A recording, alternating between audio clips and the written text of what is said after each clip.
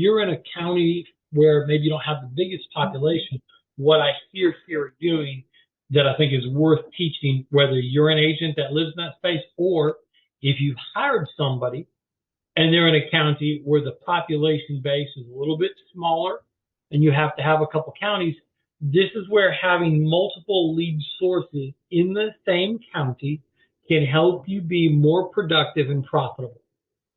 And here's what I mean by that. Like, so you might say, well, Mike, I'm trying to get bang bang leads in these two counties. I placed an order for 50 leads and it's been 10 days and they've only created 18 leads. And so that's because the population's not that big. But you could go in, you could look at the integrity portal and see what's there. You can also go and you could get a direct mail subscription. And you said, well, Mike, direct mail is more expensive. I know, but if you can get a few of them and combine all three, then you can probably stay in those two counties, and then you're getting your referrals, you're doing your secondary sales through whether it's, a hospital indemnity or grandkids policy or Medicare or whatever it is. You can now be focused, more productive, and more profitable. So I love the fact that you've got multiple lead sources to make it happen. On the multiple lead sources, how long did it kind of take you to get kind of dialed in on the main sources that you need? Like, did you have some trial and error and all that? Yeah, there's definitely trial and error. Jackie at Bang Bang is super easy to work with. I've changed up things with them several times. And then Kat with our direct mail leads is wonderful to work with as well. And so I just text her on some different things. And so we really do have wonderful people to work with our lead sources. I think that's powerful. It takes some work and jumping in there. But as you get moving, and it's not going to be perfect on day one. You're going to have progress and keep getting better. And then, hey, you can always have a market condition that changes things. Like, oh my gosh, this week the internet was slower, or the social media response was slower, or snow kept the mail from coming in like it normally does. Whatever. There can be different things that affect the performance of your lead orders. You were dialing for Central Time today, correct? Correct. Sounds like you guys are having the same conversation that kind of you and I have been having, multiple counties and rural areas, and it's a little bit different, but we're working through it. Good. All right. Well, tell me a little bit. How was today's dial day? How many dials, connects, and set? So in the 1.5 hours that I was, on the dialer, I had 73 dials, 4 connects, and 4 books. All right. Well, it's pretty doggone efficient. We'll take that as far as the connect to book. We'd like to get more connects. Have you dialed outside of that since then? Did you keep on? Yeah, off and on. I've been a little bit distracted dealing with some different things, but yeah, I don't know my number. Okay. Did you get a few more books? Yeah, I've got 4, 5, 6, 7, 8, 9. I've got 10 books so far. I've got a few more to fill. Okay. Well, good job that you got 10, got 4 during that session. Good. All right. And what are your primary lead sources right now that you're using for the areas you're running? Bang Bang is the primary, and then I've been filling in, like we were talking about, like if you're working a rural area, they might not be able to fill all 50 in a week's time. So I've been filling that in with some of the different types of integrity leads. Good. Well, you went 4 for 4 on the people you talked to live. What about for the other 3, the 10 total? Any calls or even of the 4 that you had that you booked? Any challenges or phrases that you use to convert a tough call into an appointment? That's a great question. So I did have one. Let's see. So I had this cousin. He was, first of all, he said it wasn't the guy's phone. And then he tried to get me to use Facebook. So he's pretending, he's like being this guy's gatekeeper is what he was doing. And once we got a little bit further into it, he goes, oh, he decided to put the guy on the phone, and he calls him Bob. So when Bob gets on the phone, I'm like, hey, Bob. He corrects me and calls himself Robert.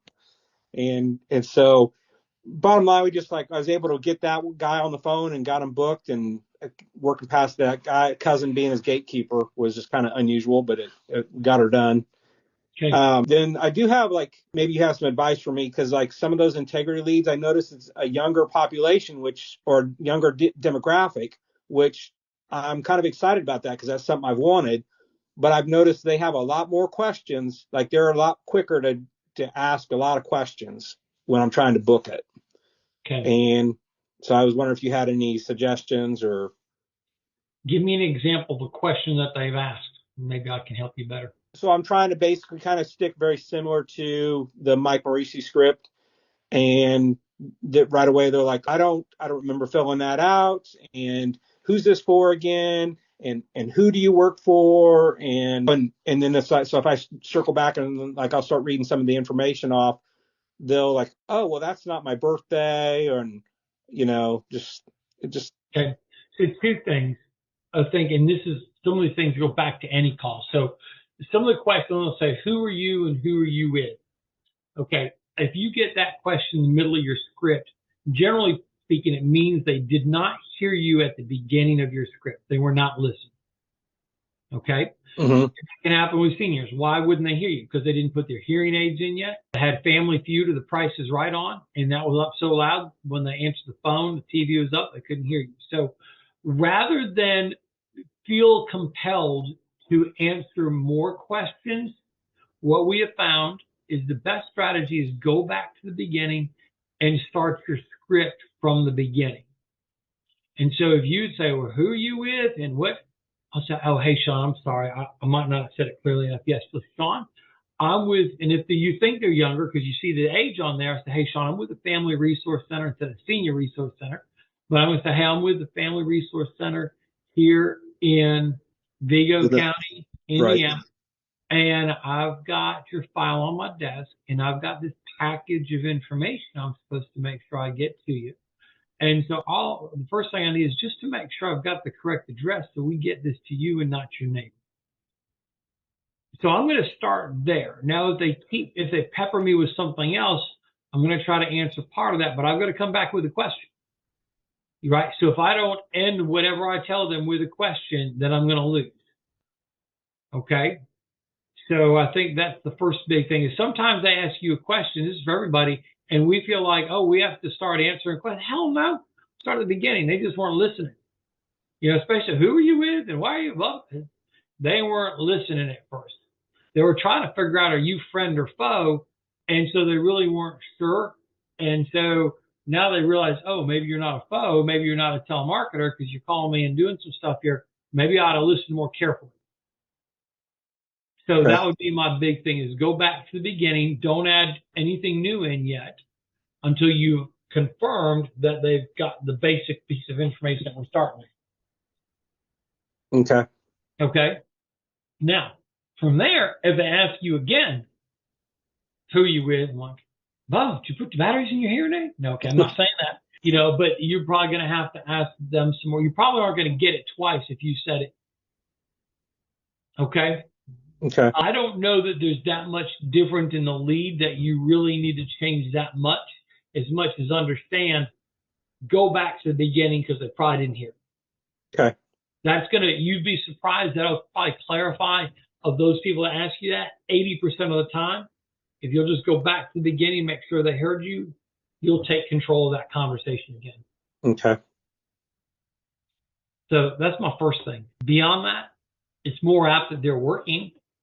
They could still be retired or disabled depending on how young they are, but they're more apt to be working. So it might be an easier one if you want to get an evening appointment in and save up your daytime appointments for your final expense, where the final expense may not be wanting you there at 5 or 6 or something like that. It may give you a later appointment to tack on if they are younger. Yeah, the one thing I noticed about them too is by going younger, you definitely have the higher likelihood of them being married and needing to set a later appointment so that the husband or the wife can be on the call or in the appointment. Yeah. So somebody put up, they said, what if they ask, where is that located? Well, if I say it's a Senior Resource Center in Jefferson County where I live, so we're here in Jefferson County. If they will come to your office, so well, we don't have a retail office for you to walk in, but I'm supposed to make sure you get this information. So I just need to confirm your address. I have it as 7325 Central Avenue here in Louisville. Is that right? Okay.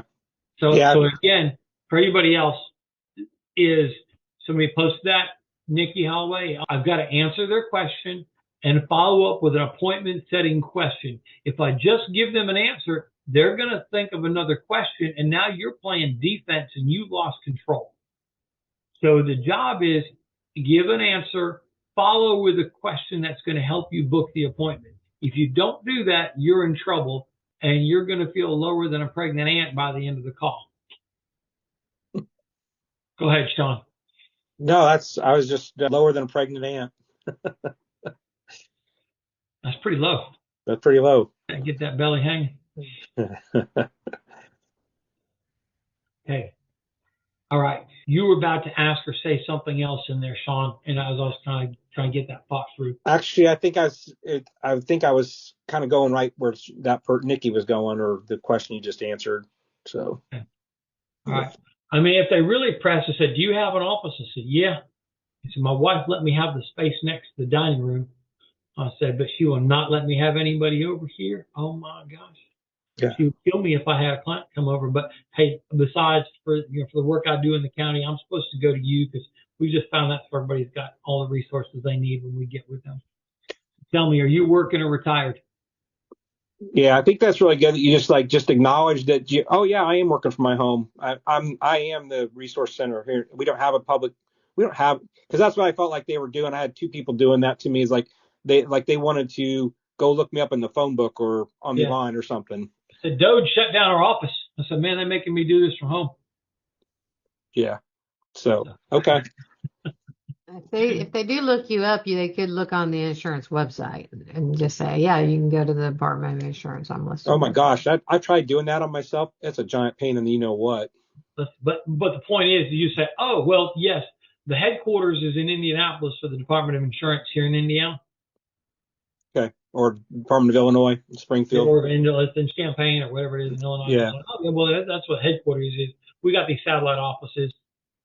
I just don't make it so. See, if you spend so much time trying to justify it, make it a big thing, then it messes up their brain.